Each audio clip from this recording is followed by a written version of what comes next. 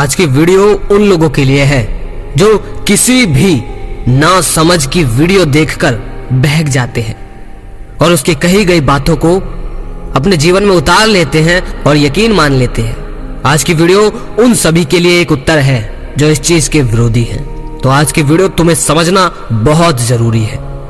मेरे बहुत भाई कमेंट में बताते हैं, बहुतों ने वीडियोस भी भेजी ऐसी तरह की, लेकिन आज की वीडियो उस बात का उत्तर है। आपने बहुत आर्टिकल में देखा होगा, आपने बहुत यूट्यूब की वीडियो में देखा होगा, लोग ये भी बताते हैं कि काम वासना कुछ भी नहीं है, ब्रह्मचर्य बकवास है, वीर्य को खूब बहाओ मौज लो। हालांकि वो ये नहीं कहते कि खूब बहाओ, लेकिन वो कहते हैं ये सब सामान्य है, नॉर्मल सी बात है, इससे कुछ नहीं होता, और कहते हैं कि एंजॉय करो। ठीक, मान लिया उनकी बात सच है, ओके, आप भी मान लो, ठीक, वो जो कहते हैं वो मानो, लेकिन एक बात भी सुनो।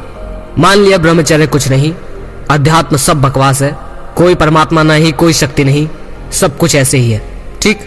और जैसा डॉक्टर या कुछ आर्टिकल या वीडियो बताती हैं कि वीर्य को बहाओ, एंजॉय करो, यही तो लाइफ है। तो बताओ मुझे कि चलो ये बात तो सही है, जो वो कह रहे हैं वो सही है, उसे मान लो, पर क्या तुम्हारा अनुभव गलत है? आप मेरी बात मत सुनो, ना आप उनकी बात सुनो, आप किसी की बात मत सुनो। मैं जो कह रहा हूं वो भी झूठ हो सकता है मैं सिर्फ पैसा कमाने के लिए आप लोगों को कुछ भी बताकर चला जाऊं, या हो सकता है वो लोग फेम पाने के लिए आपको कुछ भी बता रहे हैं। आप हम में से किसी की मत सुनो, वरना आप बीच में फंस जाओगे कि मेरी सुनो या उनकी सुनो। तो आप सुनो तो किसकी सुनो? तो मैं बता रहा हूं, तुम अपने अनुभव की सुनो। अगर वाकई में वीर्य को बहाना और ये वासना में अधीन रहना, अपनी माँ बहनों को भी गलत नजर से देखना, ये सब चीजें अगर सही है तो बताओ, वासना को भुजाने के बाद तुम क्यों थके से हो जाते हो? क्यों तुम्हारा शरीर बिल्कुल कमजोर हो जाता है? क्यों तुम्हारे अंदर पहले जैसी खुशी नहीं रहती? क्यों तुम खुद पर गुस्सा करते हो? क्यों तुम्हारी लाइफ में एक अलग सी शांति नहीं होती? क्यों तुम्हारा मन बचपन की तरह शांत और चंचल नहीं होता? क्यों तुम्हारा स्वभाव क्रोधित जैसा हो जाता है? क्यों तुम अपने आप से ही हीन भावना करने लगते हो? क्यों? बताओ ना, पूछो उनसे ये सवाल जो लोग आपसे कहते हैं कि खूब बहाओ, इससे कोई फर्क नहीं पड़ता, ये सब तो शरीर की प्रक्रिया है। अगर ये प्रक्रिया है तो बताओ ना, नुकसान क्यों है फिर इससे?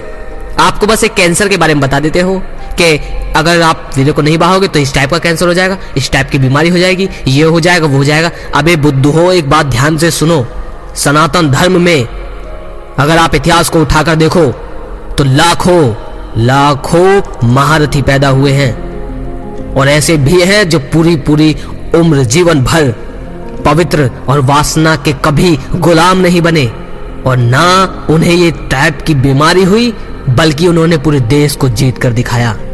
समझे? ये लोग हमारे हिंदुस्तान को बिल्कुल सही दिशा नहीं दे रहे, और उनकी भी गलती नहीं है, ये लिखा ही ऐसा होता है कि जहां सच्चाई है वहां बुराई भी है, जहां पवित्रता है वहां अपवित्रता भी है। ऐसा ही वही है, जहां इस चीज को सही कह रहे हैं वहां ऐसे भी लोग हैं जो इस चीज को गलत बोल रहे हैं। लेकिन मैं बोल रहा हूं, आप हमारी किसी की भी मत सुनो, आप सुनो अपने अनुभव की। आप देखो कि उसे करने के बाद तुम अभी कितने बिखरे हुए हो, और तुम कहते हो कि मैं इतने साल करूंगा और जब शादी हो जाएगी तो खूब मजे लूंगा। तो ध्यान दो, मेरे इतने सारे भाई हैं जो विवाहित हैं और जो कमेंट में रोते हैं, कहते हैं कि सर मेरा जीवन बर्बाद हो गया है शादी के बाद भी। तुम्हें लगता होगा कि अभी उसे बचा कर रखूं और शादी के बाद खूब वासना भुजाऊंगा। उनसे पूछो जाके जो मुझे अपना दुख रोकर दिखाते हैं, जो शादी के बाद उनका जीवन बिल्कुल नर्क हो गया है, और सिर्फ इस वासना की वजह से। मेरे भाइयों, विवाह महापुरुषों के भी हुए हैं, लेकिन खरगोश और शेर में फर्क यही है। लेकिन तुम अपनी वासना की वजह से खरगोश की श्रेणी में हो। जब तुम इससे बाहर निकल जाओगे तब तुम्हें असल में प्यार दिखाई देगा, और इस संसार में सबसे बड़ी ताकत और पवित्रता प्यार है। जिस इंसान ने हर चीज में इसको देख लिया वो वासना से भी मुक्त है।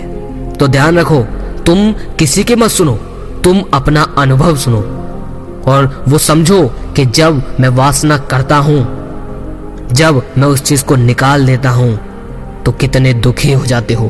पूरे दिन जितनी मेहनत से थकता भी नहीं आदमी, उससे ज्यादा थकान महसूस होती है, उससे ज्यादा गिलानी महसूस होती है।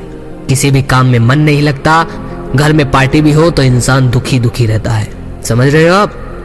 कोई छोटी बात नहीं है ये। अपने अनुभव से सीखो।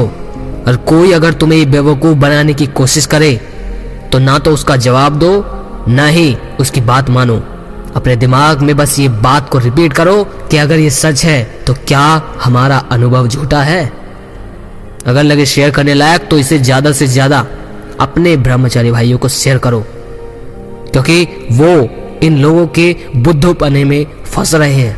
अगली वीडियो में फिर मिलते हैं। जय श्री कृष्णा।